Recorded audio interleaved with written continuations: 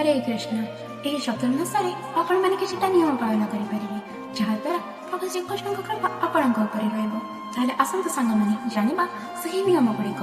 ଦିନକୁ ଥରେ କିମ୍ବା 2 ଥର ଭୋଜନ କରିବା, ନିଜର କିଛିଟା ପସନ୍ଦର ଜିନିଷକୁ ଅଣଦେଖା କରିବା, ନିଜର କିଛିଟା ଖରାପ ଅଭ୍ୟାସ ଓ ଖରାପ ଗୁଣକୁ ବର୍ଜନ କରିବା, ପ୍ରତିଦିନ ଅତି କମ୍ରେ 16 ମାଳ ଜପ କରିବା, ପ୍ରତିଦିନ ଗୀତା ଓ ଭାଗବତ ପଢ଼ିବା, ନିଜର ଇନ୍ଦ୍ରିୟ ଗୁଡ଼ିକୁ ଆୟତ୍ତରେ ରଖିବା। ଆପଣମାନେ ଚାହିଁଲେ ନିଜ ଇଚ୍ଛା ଅନୁସାରେ ଏହା ମଧ୍ୟରୁ ନିୟମ ଗୁଡ଼ିକ ପାଳନ କରିପାରିବେ। ଏହି 4 ମାସରେ କରାଯାଇଥିବା ଅଳ୍ପ କିଛି ଭକ୍ତି ବହୁ ଗୁଣରେ ଫଳ ଦିଏ, ଯାହା ସିଧା କୃଷ୍ଣଙ୍କ କୃପାକୁ ନିମନ୍ତ୍ରିତ କରେ। ଖାସ୍ କରି ସେଥିପାଇଁ ତ ଭକ୍ତମାନେ ଅନ୍ୟ ଦିନମାନଙ୍କ ଅପେକ୍ଷା ଏହି 4 ମାସରେ ଅଧିକରୁ ଅଧିକ ଭକ୍ତି କରିବାକୁ ଲାଗନ୍ତି। ଏହା ହେଉଛି ସେହି 4 ମାସ ଯାହା ପୁରା ଜୀବନକୁ ପରିବର୍ତ୍ତନ କରିଦିଏ। ତେଣୁ ଭକ୍ତିରେ ଆଗକୁ ବଢ଼ିବା ପାଇଁ ଓ କୃଷ୍ଣଙ୍କ କୃପା ପ୍ରାପ୍ତି ପାଇଁ ଆମେ ଏହି ନିୟମ ଗୁଡ଼ିକକୁ ପାଳନ କରିବା ଅତ୍ୟନ୍ତ ଆବଶ୍ୟକ। ହରେ କୃଷ୍ଣ।